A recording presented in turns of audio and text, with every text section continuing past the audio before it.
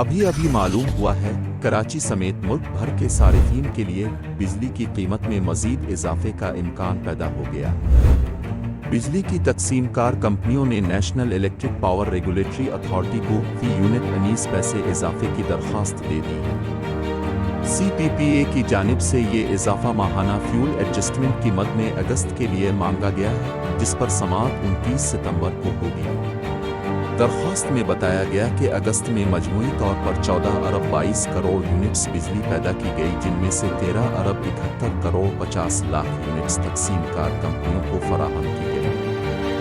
بجلی کی اوسط لاگت 7 روپے 50 پیسے فی یونٹ رہی، جبکہ ریفرنس لاگت 7 روپے 31 پیسے فی یونٹ مقرر تھی۔